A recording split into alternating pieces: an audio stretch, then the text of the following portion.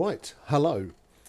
So, Low Fuel Motorsports, massively popular online system for a set of course competizione, is now turning its attention to rFactor 2, which is amazing because rFactor 2 has been around since 2013, 9 years now, and pretty much the only thing stopping it from being an all-conquering sim is its online experience is terrible. But as we've seen with Low Fuel Motorsports, they know a thing or two about how to run online events. So at the moment they're in testing with several servers and car combinations.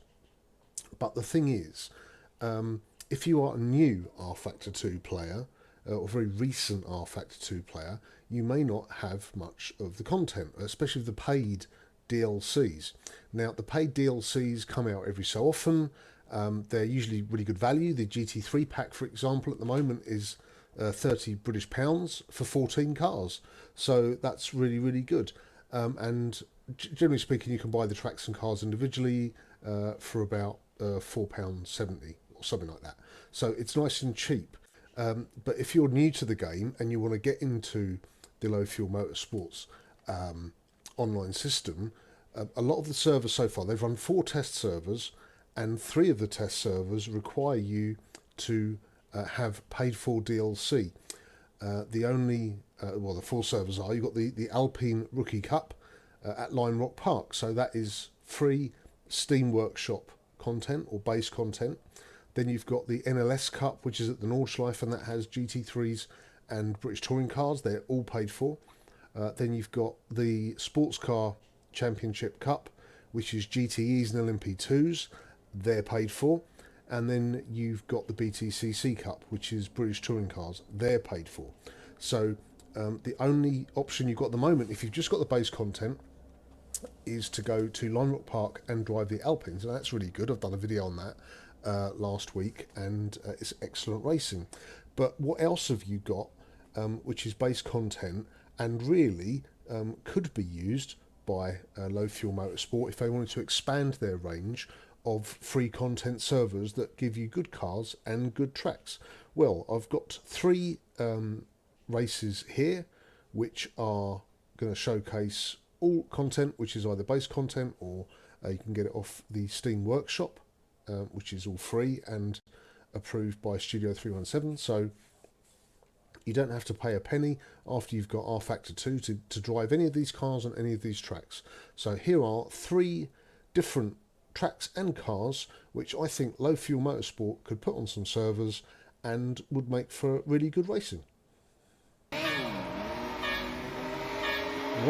so let's start with the Radicals at Bottnering. So Bottnering is circuit in Finland, and the Radicals are excellent little single seaters.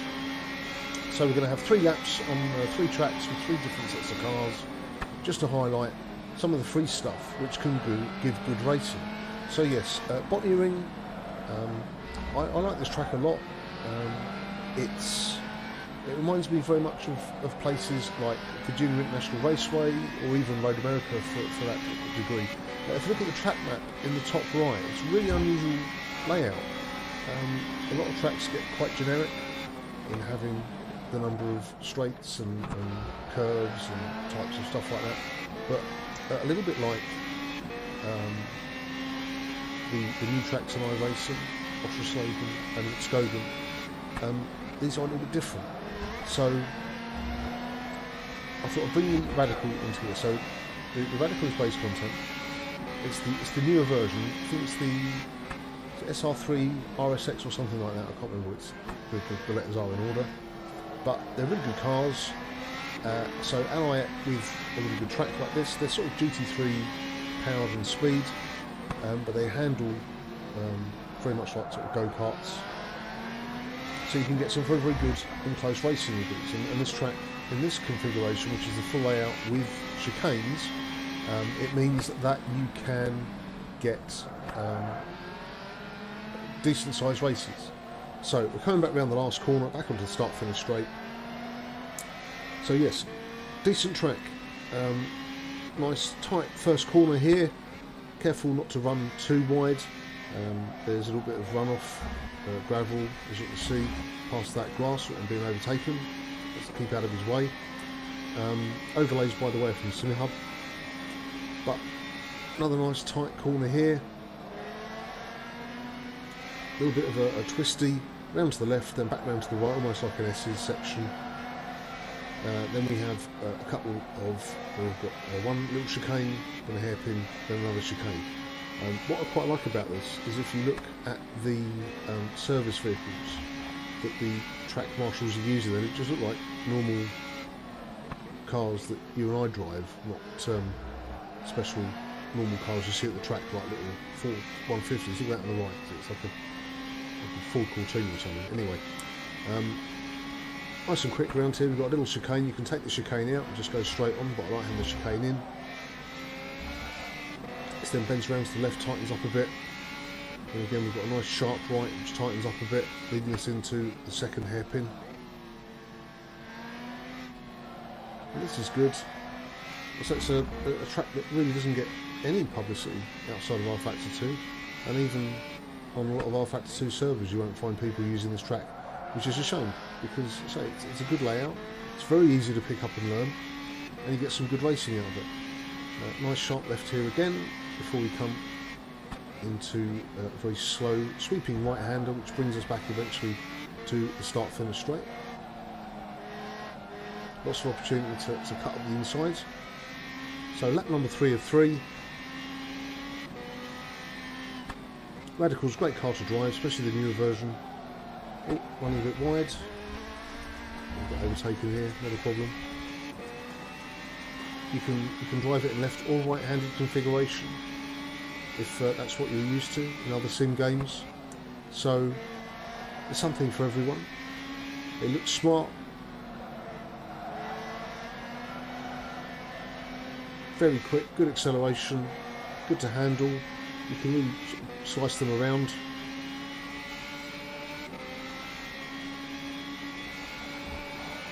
Oh, these three are in trouble.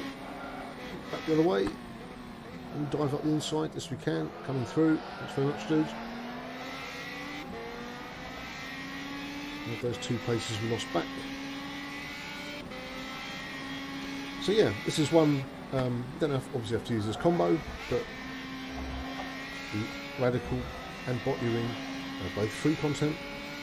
You don't have to go searching for them on Steam Workshop, and they work very well together.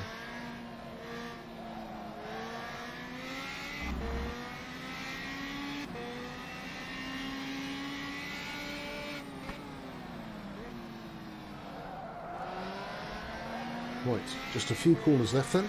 So this was a quick look at one possible combination that I think would work well for Low Fuel Motorsports running free content servers to encourage more people to use the service. Let's move on to the next combination.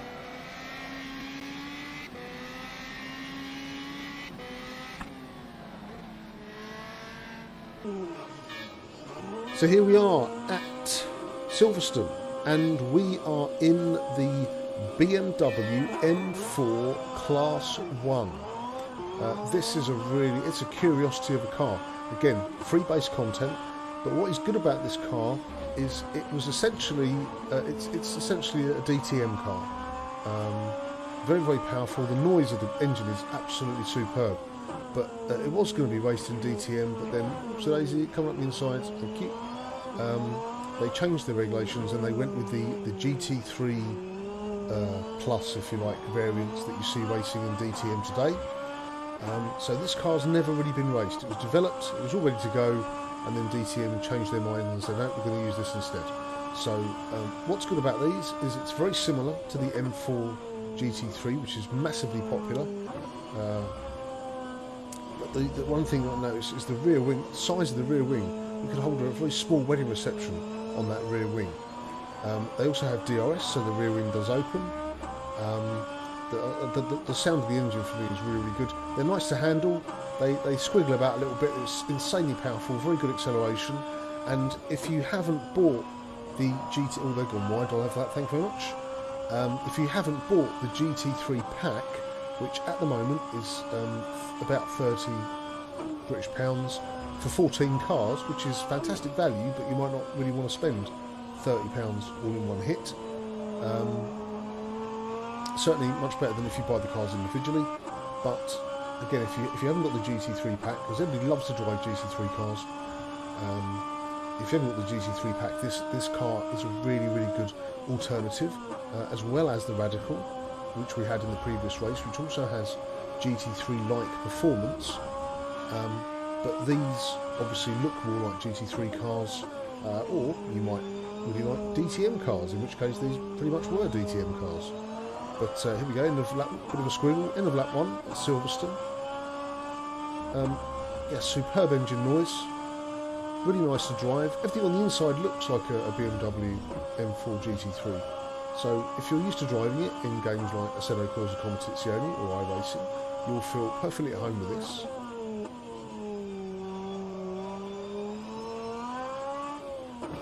You've got a nice gaggle in front, I'll keep up with them okay. And Silverstone, again, like Botany Ring, comes with various different layouts.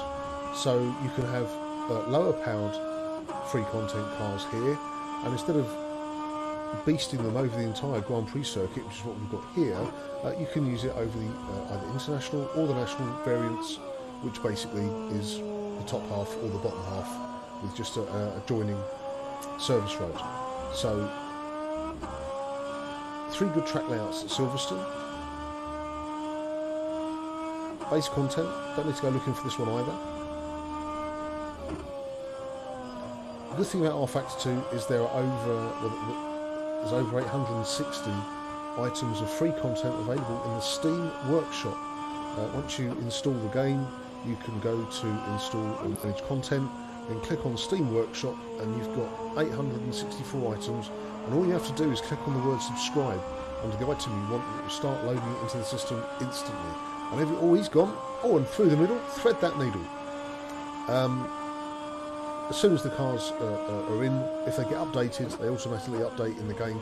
You don't need to keep looking and downloading the latest version. It's always kept to the newest version for you. So, a lot of good stuff on the Steam workshop. But you won't have to go looking for either of these. These are included in the base content.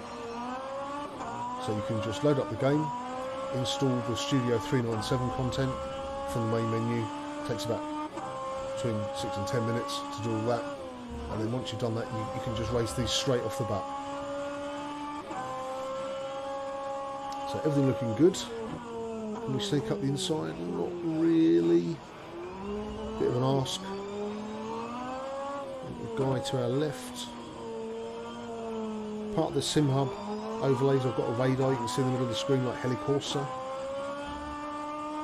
which comes in a bit useful. As long as you can put it somewhere you can see it, and again, like Corsair, when you're not up against anybody, it fades out, so it's not there permanently.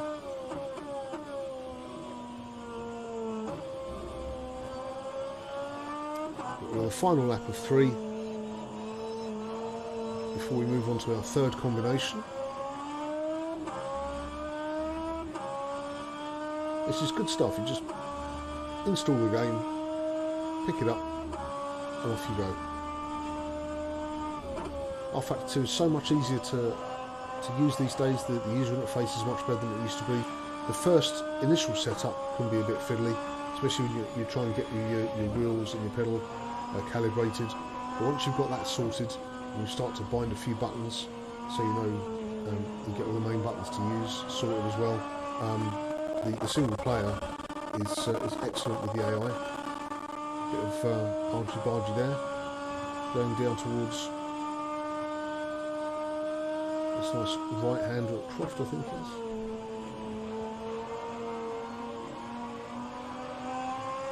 Okay, might get another place or two here. Sneak up the inside, watch for the brake lights on the right, that'll do. Oh. 3 places, nice. Oh, finishing third, that was handy. So there we go, Silverstone BMW M4 Class 1. On to the next one.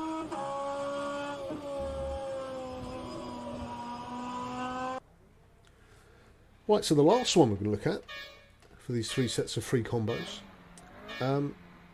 These are instantly recognisable. This is the Caterham Academy cards, and we're at the also instantly recognisable Sao Paulo, otherwise known as Interlagos. So these are cracking little cars, really controllable. It helps if you have a round rim, not a formula ring like I've got, because you really have to get that steering wheel moving to counter steer and to correct slides or to power slide into a corner. But once you get the hang of the handling on this, they're an absolute dream. Road tyres, very light. You can see them all, they've all got number plates on, British number plates. So they're sort of road legal. Just try and avoid being taken out by this green car to my right. These are good. Now these are a lot slower than the other 2 cars. The BMW and the Radical are much quicker than these. So this is more, again, if you prescribe to the theory that slow racing is better racing, then these again are absolutely your cup of tea. So brakes were a bit spongy, but as I say, they're road legal, so you'd expect them to be. But once you get the hang of how the car handles, and you will very quickly, because the one thing that rFactor 2 is really known for is its extremely communicative force feedback and tyre model, which is really the appeal of the game. That's why so many people are still playing it, even though it's had a fairly sparse online presence for the last 9 years. Once you get the hang of it, you have an awful lot of fun with these cars. And while they're bouncing up and down there, the suspension, again, street suspension, just getting around the corner. These cars, you can buy one of these cars for about £20,000 brand new, so they're a fairly affordable way to get into motorsport in the UK. So why not use them to get people into Low Fuel Motorsport's servers. So lap 1 down.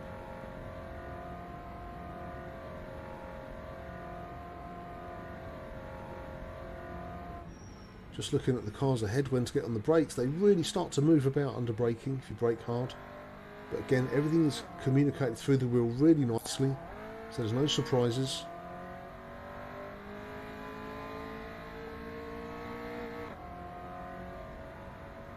Interlagos only has one layout, unlike Silverstone and Botley Ring, but it's a very popular layout. It's a very popular track with motorsport fans for Formula 1 and all of the Brazilian stock cars and stuff.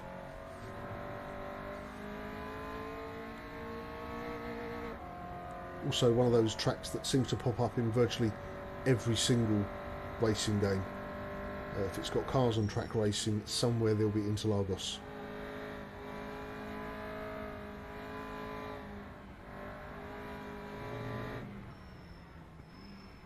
Gain a bit of time here, just cut this corner a bit sharp.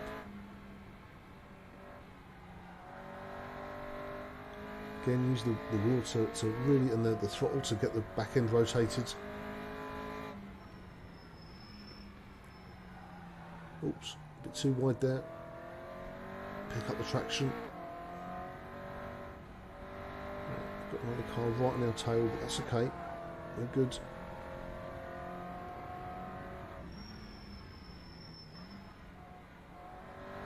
Try and keep him to the outside this time. Go the long way round, dude. Back up the hill for lap 3 of 3. A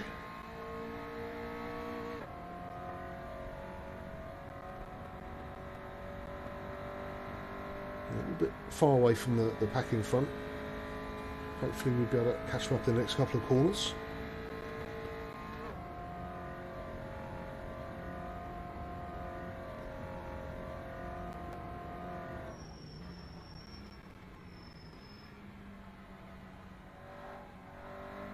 Get in there.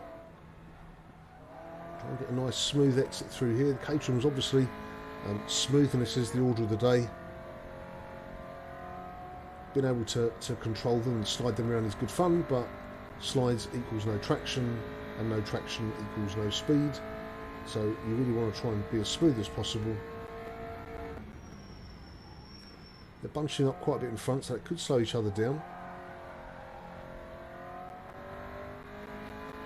the next 3 corners really where we tend to find we can catch them up as they slow themselves right down for the tight right-hander.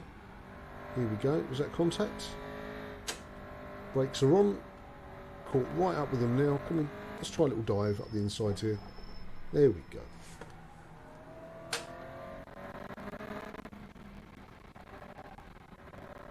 But yes, good track, good car, all free. So 3 sets of cars and tracks for LFM to look, well, not to look at, but certainly worth thinking about. If you're going to put some servers on to get people into rFactor 2, use free content. It's much easier, especially on the newer guys. So the BMW M4 Class 1, the Radical and the Caterham Academy, along with Botany Ring, Silverstone and Interlagos. Oh, here we come, we've got a run. Gonna just grab a place as we come up to the line.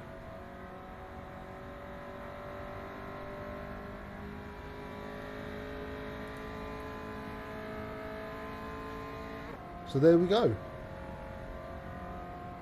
Good stuff.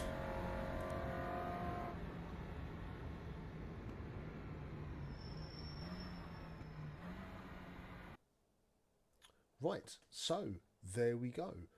3 different cars, the Caterham, the Radical and the BMW M4 Class 1, and 3 tracks, Botany Ring, Silverstone and Interlagos. All combinations would work, especially with things like the Caterham, where Botany Ring and Silverstone also have smaller track layout variations. So if you didn't want a really big circuit for the Caterhams, you can put them onto a much smaller sprint type race. So there we go.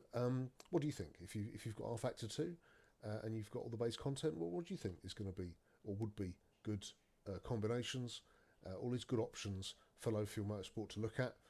They're in a very early stage right now, so it's quite important that for it to succeed, they get as many people coming as possible, and to do that for new players, base content is really very much the right way forward. So let's know what you think, and thanks for watching, and I'll see you for the next one.